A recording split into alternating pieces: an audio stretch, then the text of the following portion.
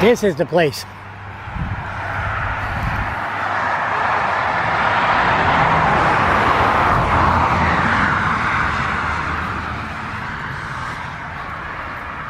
This is the place.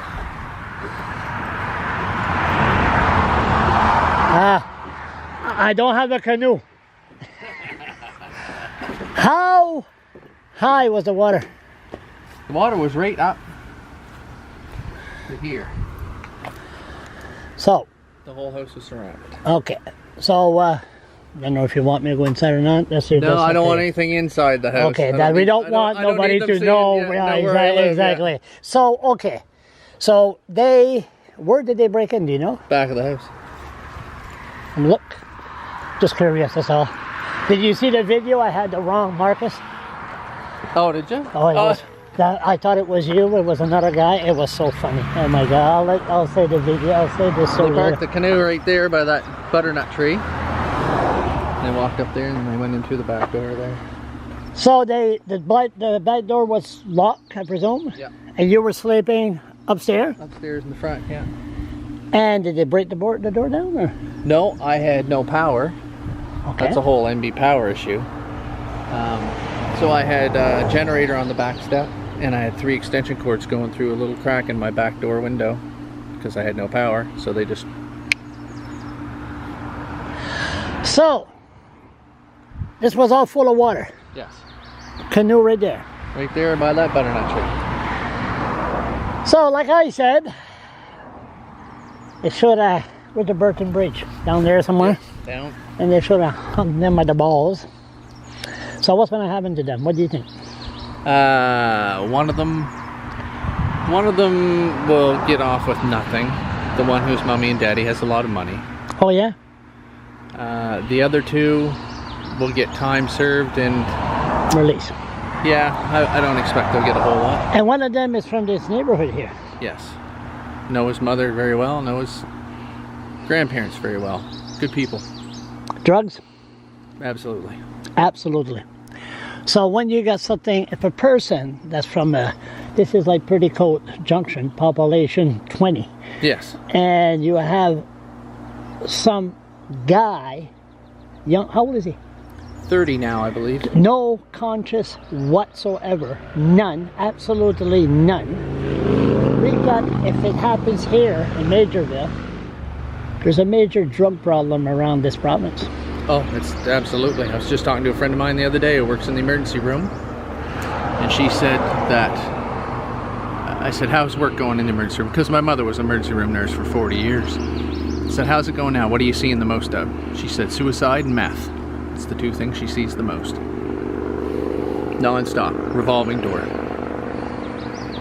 And they just say, another one, another one, another one. Yeah. But then we could spend, you're going to enjoy this. I see one of your videos. I seen one of them. You just you didn't do the video, you posted them. But we could afford $500,000 for a language commissioner. Yeah. But we got no money to help people. It's unmet. Exactly. Yeah. I think we got to get our priorities straight. No question at all. I think it would be nice if the government with the upcoming election, if any of them would have a set that they could drop and put on the ballot, that they could you know, put on the ballot. What do you think of bilingualism as you know, instituted by the government? I think, you know, it'd be nice to have a referendum on it anyway. We need a referendum. It's like I said many times, but that's another issue. If everybody would have been treated equally 60, 70 years ago, there would have been 100%. No niggers, no frogs, no wagon burners, no fruits. Everybody would have been treated equally. We wouldn't be in this mess that we're in now. Now it's payback time. So we're in a period of transition. The next generation, they're going to be too goddamn stoned anyway to give a damn. They wouldn't give a damn about nothing. So right now we're in a period of transition. Okay, this got caught, sorry. Okay, so you had, what, about 250 minutes of fame. Yeah. So, that's why I shaved everything off, because now I'm supposed to be anonymous now. Oh, that's right. You had a little beard. Yeah, I had to ask you if you were Markus. I didn't recognize you at first. Okay. So how's it feel to be famous or infamous? Or?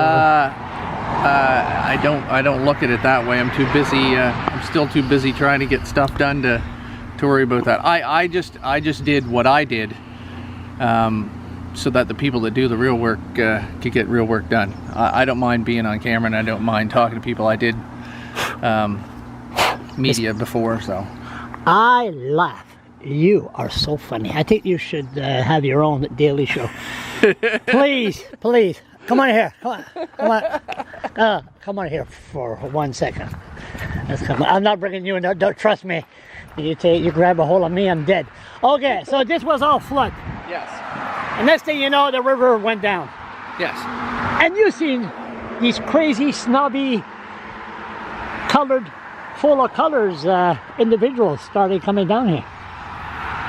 Inspectors? No, worse than that.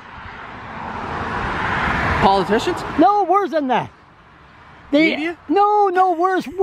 They were enjoying it themselves. You have to be a meter away from them. Oh, yes, the bicycles. Oh, my sweet Lord. Yes. You know what? And I have got no problem with people taking a bicycle at all. My issue? Maugerville? Yeah. You don't even wear a helmet here. Yeah. I mean... Well, why do you think I'm the way I am? Too many knocks to the head.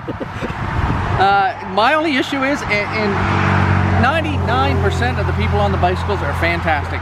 It's that one idiot that drives in on the left-hand side of the white line and refuses to get out of the road.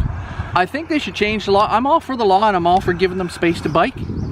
But I think it should be 1 meter from the white line, not 1 meter from somebody who's driving in my lane. But this was right after the flood. Oh, right after the flood, yes. There was some idiot driving here. And it's, you know, if you could have been down here, because we had gravel trucks going every 30 seconds. There was gravel trucks going, and there was graders, and there was bulldozers, and people trying to get their garbage out, and people coming out of their homes, and no power, and this leotard wearing helmet biking on the road, and you have to be a meter away from them. And I know how it works, and I respect it. I came up behind this guy and I honked my horn, get out of the road, because that's what you're supposed to do, and he just stays in the road and waves to me. Oh, my nerves, my eye twitches, and then my heart rate goes up. I'm a little overweight.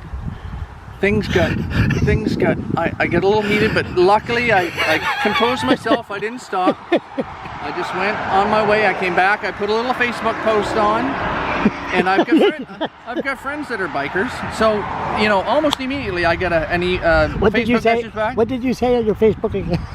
I don't know, just something about stay out of Maugerville, you leotard wearing Tour de France wannabes or something. I know it's a little harsh, but anyway, they understand me, and I understand them. They know I'm just joking around most of the time. So I got a message almost right away saying, you know, listen, I'm part of the community. I'm putting the word out to stay out of Maugerville, and for the better part of it, we were fine. They listened and they stayed away. But I mean, I live on this road, and it happens all the time. And like I said, I don't mind them biking up down the road, but it's the ones that insist on driving in the car lane. Yeah. That it just. Are you married? Oh yeah. How many kids? 3. So you have a lot of patience. Yeah. Well, you haven't lost it. Three guys trying to break in here. Then you got people cycling right after the flood. Oh yeah. And you kept it in check. I'm still, well, I appreciate a quality whiskey, and that's how a lot of my therapy is handled. And I like to read some books to calm me down at night before bed, and you know, enjoy some sunshine and just try to get through my day and keep the kids, you know, in line. Do you have any political ambition? Not any whatsoever, and no? I'll tell you why. Because they let you talk too much. What they couldn't. I couldn't. You know what a politician is? Yeah.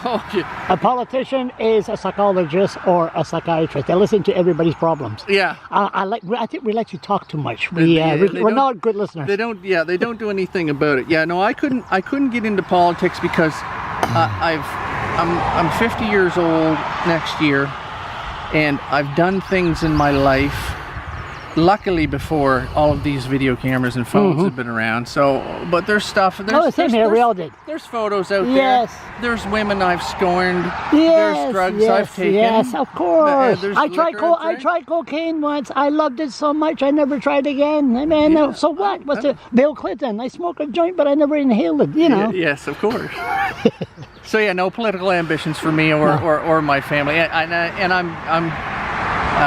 know that, and my wife wouldn't have anything of that either, and I couldn't do it. I couldn't go in and deal with the politicians for more than 5 or 10 minutes, and I would get kicked out of legislature. But you can control your anger. You have proven it. I can, but I have a hard time dealing with stupid, and there's a whole lot of stupid and a whole lot of lack of common sense. Currently in our government, it's the least amount of common sense I've seen in my lifetime, I think.